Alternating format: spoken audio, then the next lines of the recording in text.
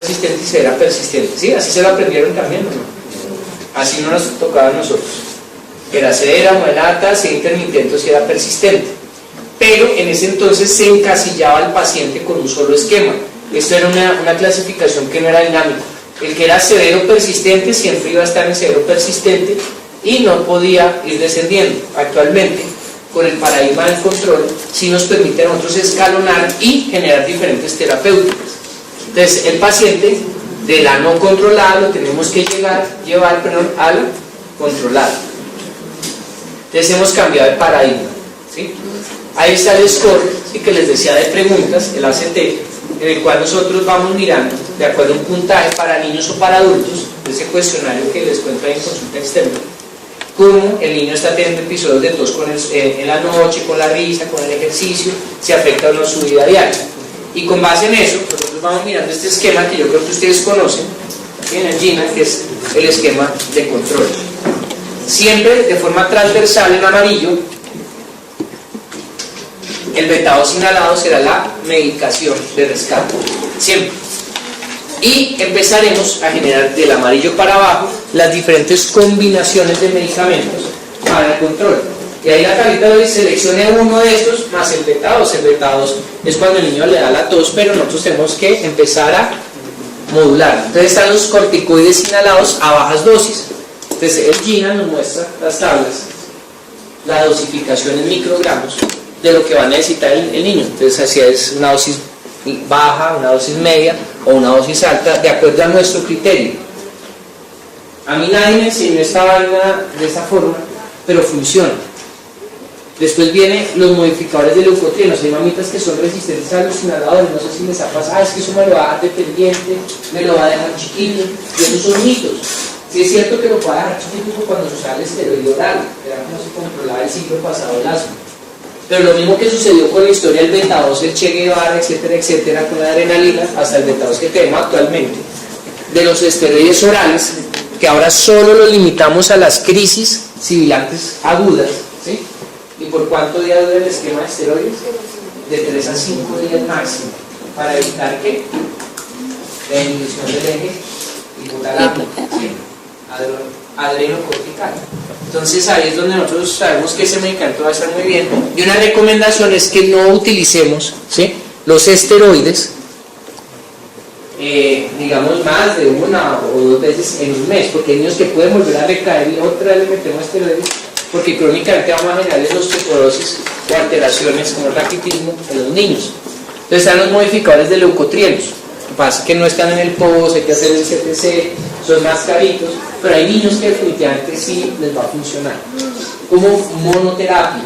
Entonces uno tiene que mirar primero la adherencia y la expectativa del paciente, como mostrar en medicina hacer la evidencia, y en este tema de no utilizar tanto esteroide. Si el paciente no mejora, entonces seguimos al siguiente peldaño.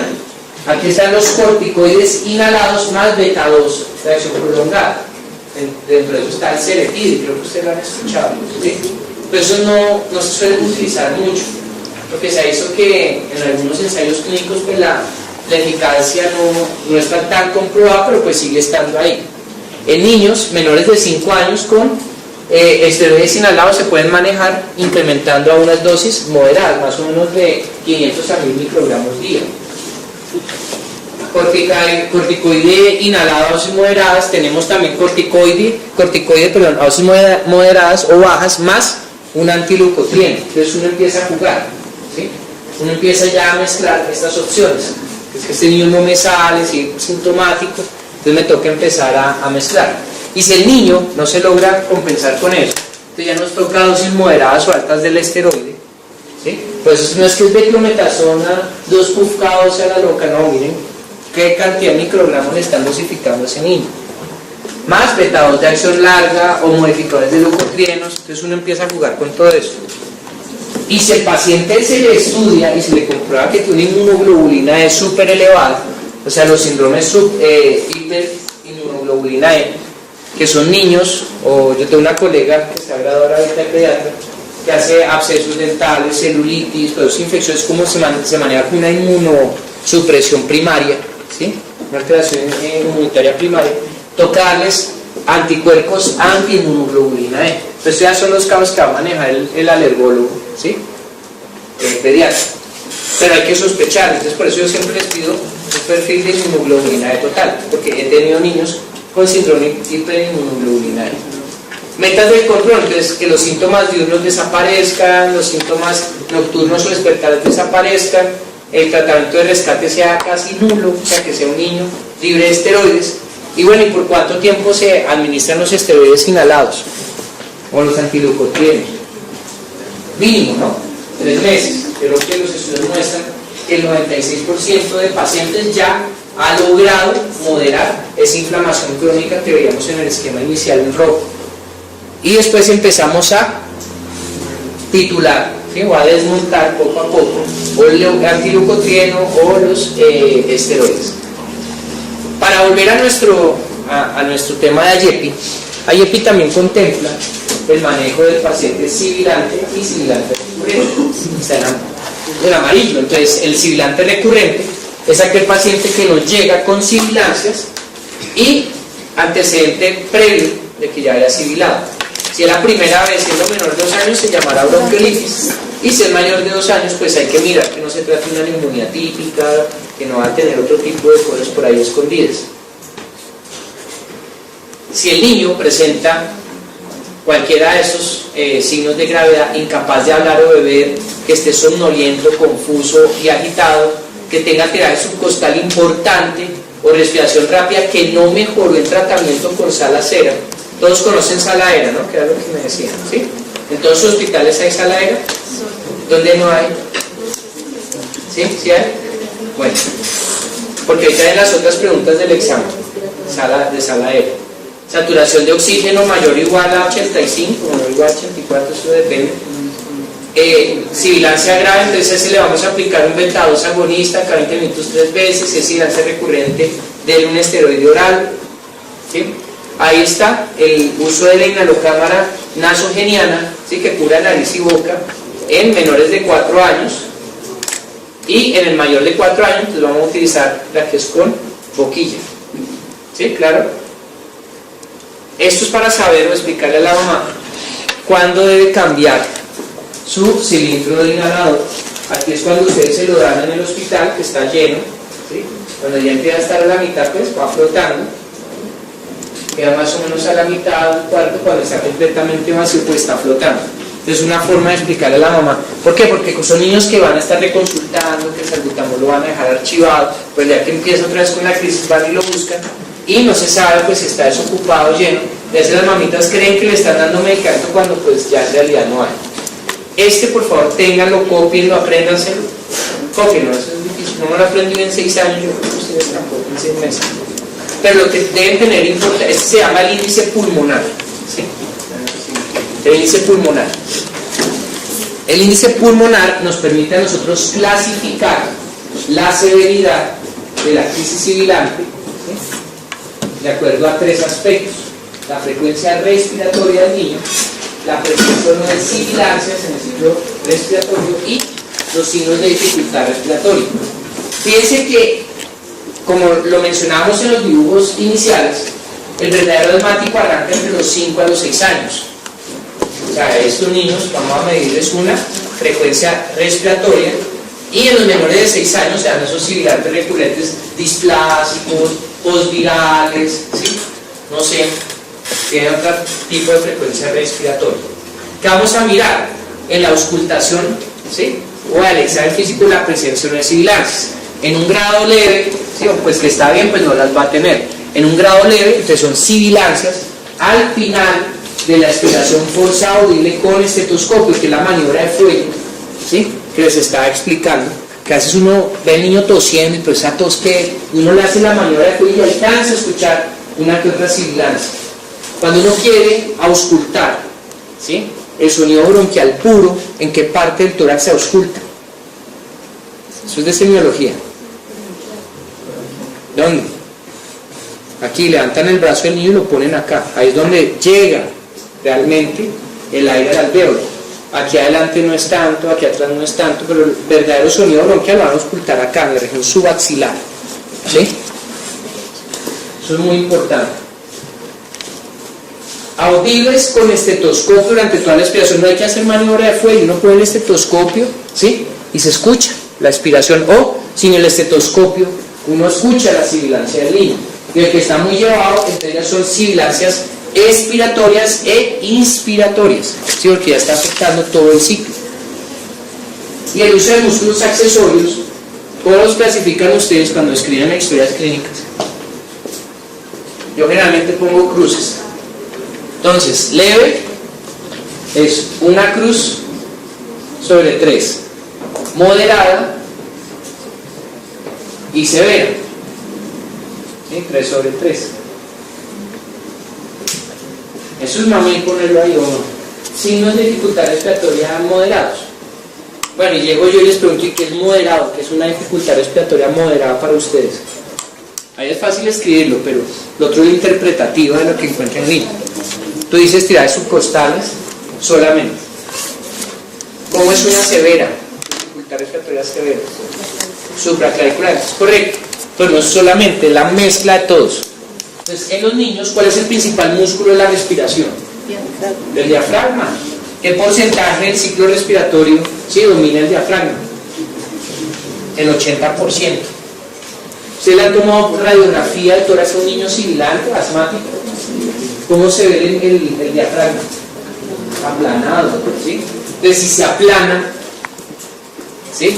Si este niño está atrapando aire, o sea que el volumen, ¿sí?, a la expiración se incrementa, la movilidad del diafragma se disminuye, entonces comienza a disminuir el porcentaje de acción, ¿sí?, a un 60%, entonces comienzan a aparecer las retracciones subcostales. Claro, es cuando hay una alteración de la dinámica diafragmática. ¿Correcto? O sea que ustedes, sí, horizontalización de qué es, de las rejas costales y aplanamiento del diafragma, pues pilas, que ese diafragma ya no, de esto que se pueda mover, ahora se mueve esto, ¿sí?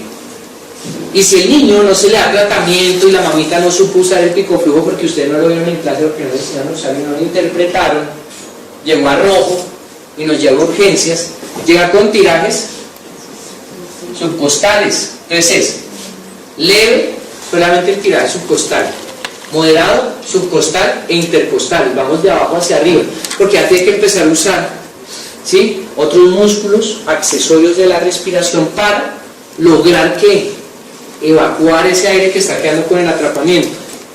Pero entonces el médico empieza a nebulizarle dexametasona y le nebuliza furosemida y le da jarabe de totumo porque no fue a clase.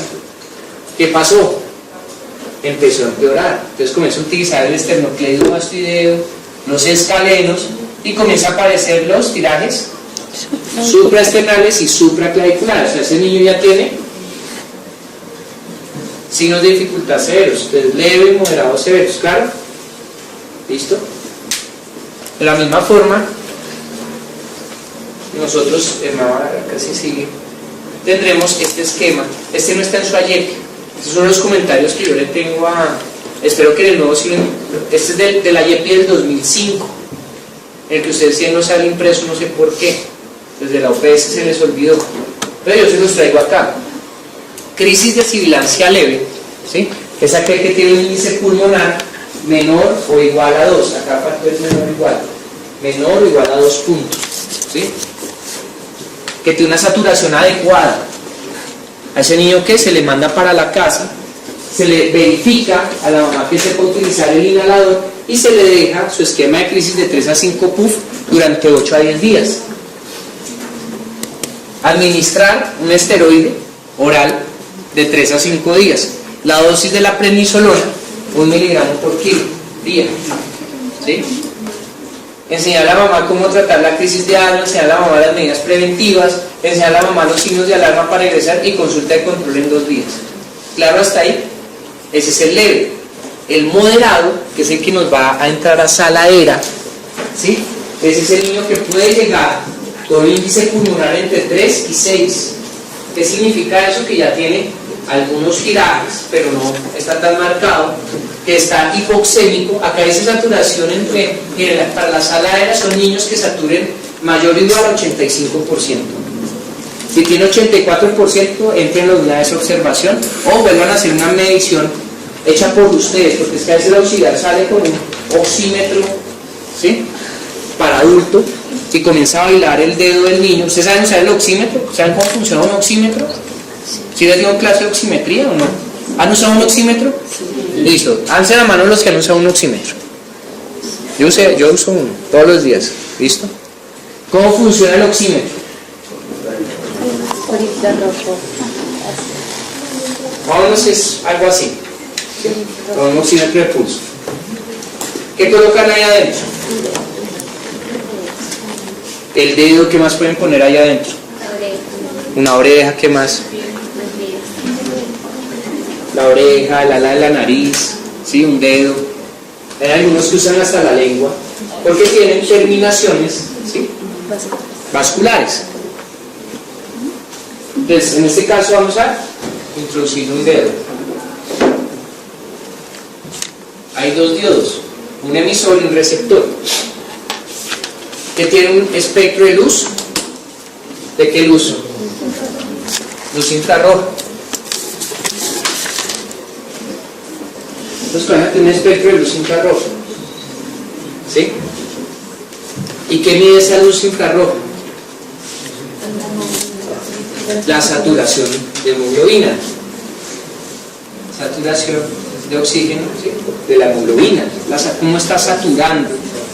Y ese espectro rojo, me voy a borrar yo que ahora quise borrar acá. Vamos a borrar, esto ya quedó claro, ¿sí? Esto, diafragma, inhalador, listo. Vamos a borrar todo eso.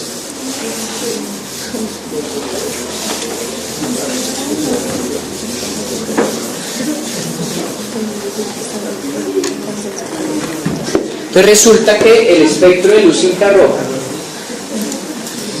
¿sí?, yo me acuerdo, la amplitud de onda, no me acuerdo en qué se mide, que son nanómetros, correcto. Entonces tenemos entre 900, ¿sí?, y los 600 comienzan los umbrales. Entonces, ¿qué significa eso? Que un niño que tiene oxihemoglobina, o sea, una hemoglobina adecuadamente saturada, el espectro infrarrojo va a estar por acá, ¿sí?, y llega un momento en que no da más. Entonces, cuando uno ve el 99, bueno, eso es el 100%, de ahí en adelante ya no da más. Y en casos de reanimación pediátrica, por ejemplo, trauma craneoencefálico, y ustedes ven una oximetría de 99 y que una FiO2 de 0.5, hasta el 50%, ¿ustedes qué dicen? Hay que bajarlo, ¿sí? Hay que mantenerlo generalmente entre 95 y 96%. ¿Por qué? Toxicidad por oxígeno, ¿sí? Apoptosis neuronal acelerada. Entonces ustedes le bajan, ay no, bájale al ventilador, al ambú, el que esté, bájale a 0.4, el 40%, empiezan a ver cómo se controla. Este es el ideal, 95 a 96, ¿sí? Y eso lo están midiendo con el oxímetro. Cuando ya llega por debajo de los 600, ¿sí?, ya comienza a aparecer la hemoglobina reducida. Entonces comienza a estar más azul. Y ahí es cuando comienza el oxímetro a pitar y empieza uno a ver cómo va disminuyendo a 84, 82, que uno comienza a darle más duro al ambú, llamen al profe, llamen a todo el mundo, va llegando a 75, va llegando a 72, ¿sí?, y va llegando así hasta que se murió, ¿sí? ¿Por qué? Porque ese es el espectro de onda de luz infrarroja que va censando y que uno tiene que verificar que las pulsaciones sean las adecuadas, ¿sí? Entonces tienen que mirar el sensor, que la frecuencia cardíaca corresponda a lo que ustedes están palpando en el pulso, ¿sí? Así funciona. ¿Cuáles son los falsos positivos o falsos negativos de esto? Que se mueva, ¿sí? La vibración nos puede alterar, el frío, ¿sí?, la fiebre. ¿Qué más? Que esto esté con esmalte rojo, porque nos va a alterar el patrón de luz infrarroja, correcto. Entonces hay un criterio que es el patrón oximétrico, que yo siempre digo, verifiquen ustedes. A esos que se les hace, ponga el oxígeno mientras se maneja la crisis. ¿El oxígeno funciona en el asma o no? ¿Qué hace el oxígeno? Broncohilatador, ¿sí o no? Pero el oxígeno broncohilata. Póngale un beta 2, dosis de esteroide, y evalúe. ¿Listo? Y si le fue bien, entonces vuelvo y le aplico el índice pulmonar. Ah, ya está en menos de 2, te vas para la casa. Uy, miércoles, doctor, está en 7, ¿qué hago? Entonces toca guardarlo, hacerle plaquetura, ahí sí le empieza a hacer todo. Porque es un niño que tiene una crisis de sibilancia severa. Entonces a ese ojo, fíjense acá, lo que dice en el manejo con el índice pulmonar, y es que administrar un beta-2 agonista inhalado o nebulizado, ahí está la indicación de la nebulización. Pero esos niños que entran a la sala aérea, hay que nebulizar los beta-2. ¿Para qué les voy a nebulizar beta-2 si actúan igual? ¿Sí? Funcionan igual. ¿Cuál es más costoso? La nebulización, porque abrir una bolsa de solución salina, hay que pagarle a la terapeuta, hay que bajar el kit de nebulización, correcto, y tiene la misma efectividad. Y lo otro, si están nebulizándolo, ¿con qué le van a dar salida a esa mamá y a ese niño? ¿Con la bala de oxígeno y todo? No, con un inhalador. Y la mamá aprendió a usarlo. Entonces la sala aérea sirve para verificar, enseñar, ¿sí?, signos de alarma y a utilizar la inhaloterapia. No puede faltar en nuestra anamnesis peso al nacer y semanas de gestación por los fenotipos que vimos.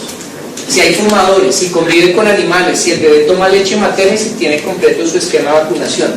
Ese es un estudio que realizamos en el año 2012 en Ciudad Bolívar para mirar cuáles eran las causas de reingreso de niños que eran manejados en sala aérea por sibilancia recurrente. Entonces encontramos que los síntomas relacionados con la visita inicial era aumento de la tos, un 58%. Considera que hubo progresión en la enfermedad, ahí se me corrió el cosito. El 64% notaba que el niño después de sala aérea había tenido alguna progresión en sus síntomas. Y que presentó signos de muerte al ingreso, pues la mayoría no. ¿Sí? Signos de muerte es somnolencia, vomita todo, convulsión, etcétera, etcétera. Empezamos a tomar las diferentes variables para mirar cuáles eran las que más peso tenían en los pacientes que no reingresaron. Y encontramos que convivencia con perro, gato, el animal que sea, ¿sí?, generaba un OR de 14. O sea, 14 es más riesgo si vivo con un perro, un gato, etc. Encontramos que si había un fumador, o sea, es más peligroso que el papá fume, o sea, es preferible que tenga el perro y que el papá no le fume, porque se incrementa hasta 24 veces el OR. Antecedente de prematurez, ese que tuvo un intervalo de confianza mucho mejor, ¿sí?, y era pues un 6.3% de reingreso. O sea que el niño con antecedente de prematurez es un niño que hay que pararle bolas. ¿Por qué? Por lo que vimos. Pudo haber sido displásico o todavía no ha terminado su proceso de alveolización o de formación de las diferentes generaciones de broncos. Y el hacinamiento no nos dio significativo, pero es porque el estudio que hicimos era a nivel individual y no a nivel poblacional, que en diferentes revisiones el hacinamiento sí tiene un peso importante. Bueno, ¿qué es la sala aérea?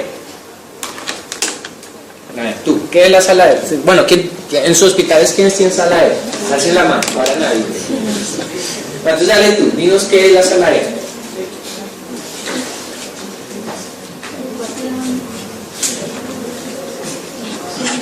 Una sala, eso.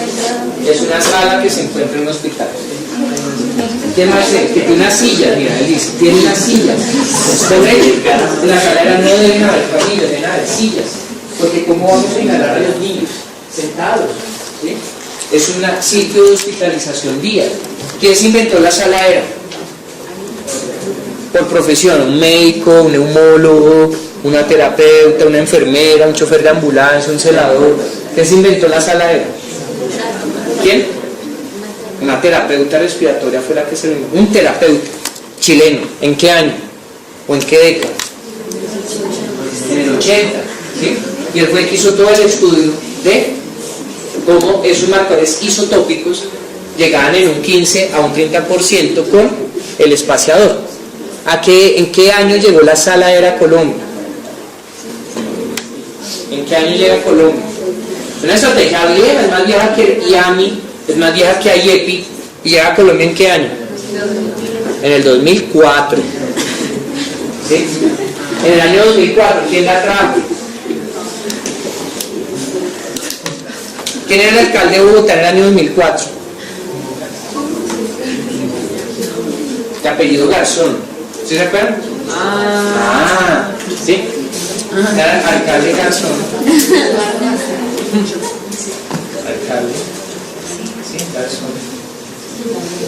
Tenemos también corticoide, perdón, a dosis moderadas o bajas, más un antileucotrieno. Entonces uno empieza a jugar, ¿sí? Uno empieza ya a mezclar estas opciones.